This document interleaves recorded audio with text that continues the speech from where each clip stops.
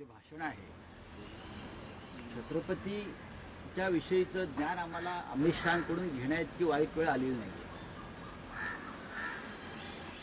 छत्रपती काय होते, छत्रपतींचा विचार काय होता, छत्रपतींची भूमिका काय होती आणि महाराष्ट्राने काय केलं पाहिजे वगैरे वगैरे, त्याने छत्रपतींच्या महाराष्ट्रावरती सुडानं कारवाया केलेल्या आहेत औरंगजेबाप्रमाणे.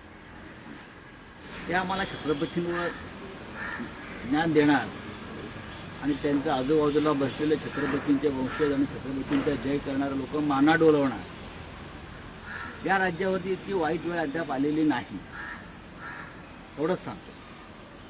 आणि शेवटी कसं गेले 3 महिने यांचेच लोक औरंगजेबाची खडगं उखडून टाकण्याच्या विचारानं भारावून गेले. औरंगजेबाचं खडगं, कबर ज्याला आम्ही म्हणतो, खडगं म्हणतो, ते राहता कामा नये, ते उखडून टाकू. आणि त्यासाठी राज्याचे मुख्यमंत्री देवेंद्र फडणवीस यांनी खास चित्रपटाचे शो प्रदर्शन केलं छावा, आणि त्यातून लोक पेटले, भडकले. आम्ही ज्याला खडगं म्हणतो त्याचा उल्लेख काल देशाच्या गृहमंत्र्यांनी छत्रपती शिवाजी महाराजांच्या समाधीसमोर, मेघडंबरीसमोर औरंगजेबाची समाधीचा दर्जा दिला. बरं का, हिंदुत्ववाद्यानं, नकली हिंदुत्ववाद्यानं औरंगजेबाच्या थडग्याला देशाच्या गृहमंत्र्यांनी काल रायगडावरून छत्रपतींच्या साक्षीनं समाधीचा दर्जा दिला. यासारखं या महाराष्ट्राच्या जीवनात वाईट ते काय होणार ते काल समाधीचा. मग इतकं हाणामाऱ्या दंगली का घडवली? गुजरातमध्ये औरंगजेबाचा जन्म झाला, त्याचा हा परिणाम आहे का? एवढं प्रेम औरंगजेबाचा जन्म गुजरातमध्ये झाला, दाहोदला, म्हणून गुजरातच्या या नेत्यांना एवढं प्रेम आहे का औरंगजेबाविषयी की औरंगजेबाच्या महाराष्ट्राच्या शत्रूला, हिंदुत्वाच्या शत्रूला, त्याच्या थडग्याला समाधीचा दर्जा देण्यासंदर्भातलं वक्तव्य प्रत्यक्ष देशाच्या गृहमंत्र्यांच्या तोंडून आलं. आणि त्याच्यापैकी छत्रपतींचे वंशज बाजूला बसले होते. त्यांना खरं म्हणजे या सगळ्या गोष्टीचा त्रास व्हायला पाहिजे. आणि छत्रपती शिवरायांचे ढोंगी चाहते यशवंतसिंह असतील, देवेंद्र फडणवीस असतील, अजित पवार असतील, त्यांनाही याच्यावरती आक्षेप घ्यावा असा वाटला नाही या समाधीवर. हे समाधी हा शब्द दुसरा कोणी जर काढला असता ना, हा औरंगजेबाची समाधी हा शब्द इतर कोणाच्या तोंडून निघाला असता, तर जे वर त्रिकूट होतं ना, यशवंतसिंह, देवाभाऊ, अजित पवार, अजितदादा संयम आहेत, तर या दोघांनी अक्षरशः थैथयाट केला असता. कसं हिंदुत्वाचा कडेलोट झाला, अमुक झाला, तमुक झाला, औरंगजेबाचं कसं उदात्तीकरण करतायत, समाधी म्हणतायत, हे दोघे आघाडीवर असते. पण काल श्री अमित शहा यांनी औरंगजेबाच्या थडग्याला समाधीचा दर्जा तुमच्या समोर दिला. महाराष्ट्र सरकारच्या मुख्यमंत्र्यांच्या त्यांच्या तोंडून काय चकार शब्द निघाले नाही. या राज्याचं दुर्दैव. समाजनिधी वाटपाच्या संभाजीराजेंना देखील निमंत्रण दिलं गेलं नव्हतं आणि भाषणात देखील काही जण डावलण्यात आलं. अजितदादांना प्रश्न असा आहे, तुम्ही अमित शहांचं भाषण ऐका, त्यांनी शिवाजी महाराज उल्लेखच केलेला नाही. शिवाजी शिवाजी शिवाजी एकेरी उल्लेख. हा, एरवी शिवाजी महाराज नाही म्हणाल तर याद राखा ते छत्रपती होते. छत्रपती होतेच हो, मग ते छत्रपती होते किंवा आहेत आणि महाराज आहेत हे या देशाच्या गृहमंत्र्यांना माहीत नाही. आणि ते रायगडावरती येऊन शिवाजी महाराजांवरती महाराष्ट्राला ज्ञान देतात. हे कुठले ज्ञानदेव आम्हाला ज्ञान देणारे? या ज्ञानाची आम्हाला गरज नाही. आमच्या महाराष्ट्राचे ज्ञानदेव आहेत स्वतः. आणि शिवाजी ने ये किया, शिवाजी ने वो किया, शिवाजी को ये है, शिवाजी को, ही भाषा तुमची जीभ धजावते कशी महाराजांना अरेतुरे करायला? काय करतायत देवेंद्र फडणवीस? हा अपमान आहे शिवाजी महाराजांचा. मुख्यमंत्र्यांनी गुन्हा दाखल केला पाहिजे या राज्यात शिवाजी महाराजांचा अशा प्रकारे एकेरी उल्लेख करून अपमान केल्याबद्दल. चित्रांवर करता ना तुम्ही.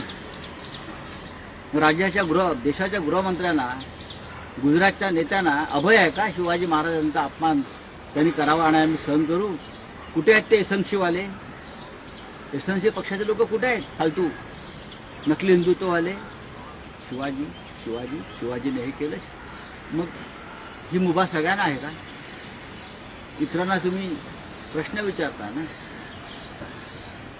डरपोक दुसरे लोक आहेत आणि यांचं छत्रपती प्रेम हे ढोंगी आहे. तर संभाजी महाराजांना देखील आमंत्रण का नाही हो? त्या ठिकाणी संधी देखील डावलण्यात आली आहे अजितदादांना. मला ते त्याच्याविषयी काय मला म्हणायचं नाही आहे. पण जर तुम्ही छत्रपती शिवाजी महाराजांच्या संदर्भाचे कार्यक्रम रायगडावर करतात तर मग सातारा आणि कोल्हापूर या दोन्ही गाद्या छत्रपतींच्या आहेत. मग दोन्ही गाद्यांच्या वंशजांना सध्याच्या छत्रपतींना तुम्ही निमंत्रण द्यायला पाहिजे. उदयनराजे भोसले भारतीय जनता पक्षामध्ये आहेत म्हणून त्यांना बोलवायचं. छत्रपती शिवाजी महाराज भाजपात नव्हते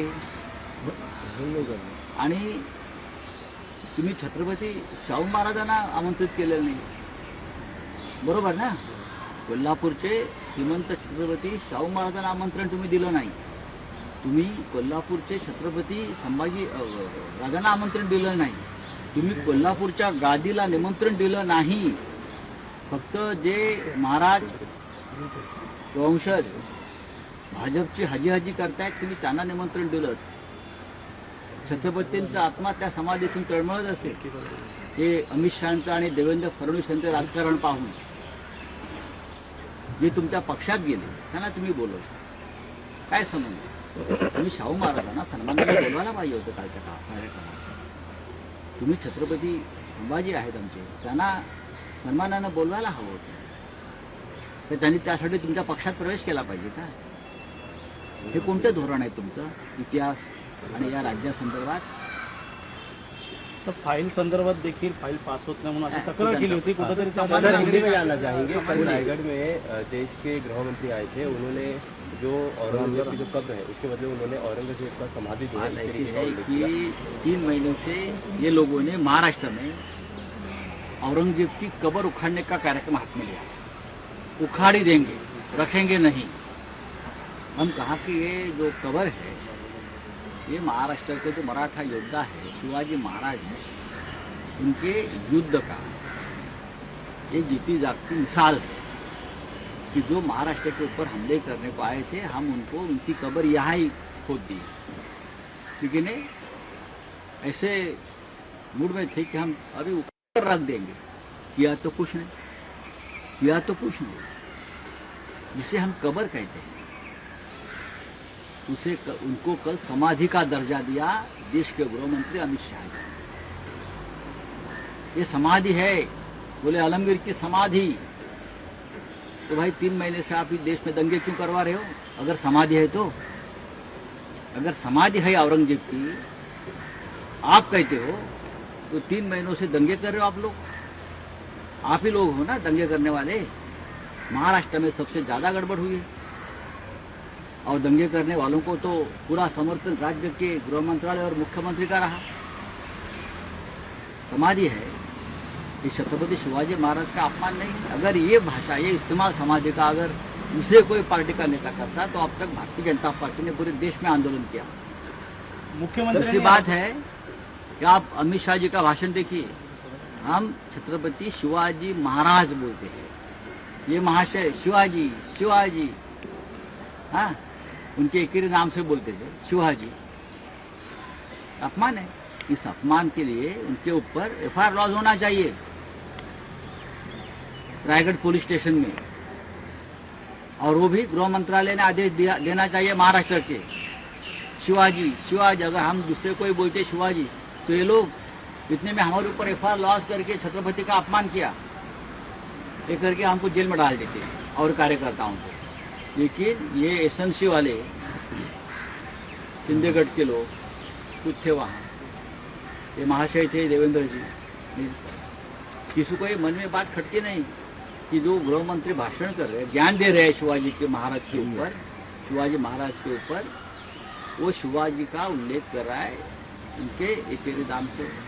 औरंगजेब की समाधि के बारे में बोल रहा है. ये क्या चल रहा है? तर कडेलोट करू सर, असं मुख्यमंत्री सर, म्हणाले फडणवीस ने होते. कडेलोट करू असं बयान मुख्यमंत्री दिया। म्हणाले होते फडणवीस. हाँ? इसी समय देवेंद्र फडणवीस का भी एक बयान आया कि जिस तरीके से शिवाजी महाराज टकमक तो से पनिशमेंट देते थे, वैसे ही अगर शिवाजी महाराज का अभी कोई अपमान करता है तो किया है ना उसे आपके भी- सामने, तो लगता है कार्रवाई की आपके जाएगी। सामने तो अपमान किया है, क्या वो सुनने में नहीं आया? क्या प्रॉब्लम है? क्या कुछ मशीन देना चाहिए क्या सरकार को? सरकार को शिवाजी महाराज के अपमान की बात सुनने नहीं आते, दिखती नहीं क्या?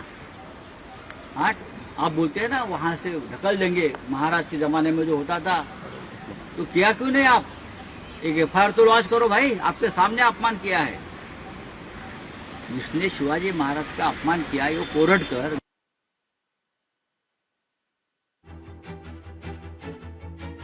तोंडून चकार शब्द निघाला नाही, महाराजांचा अपमान केल्याप्रकरणी गुन्हा दाखल करायला हवा असं संजय राऊत म्हणतात.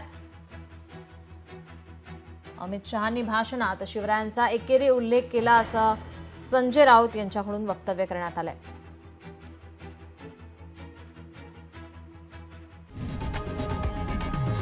लोकशाही मराठी ऐका, पहा, जागरूक रहा.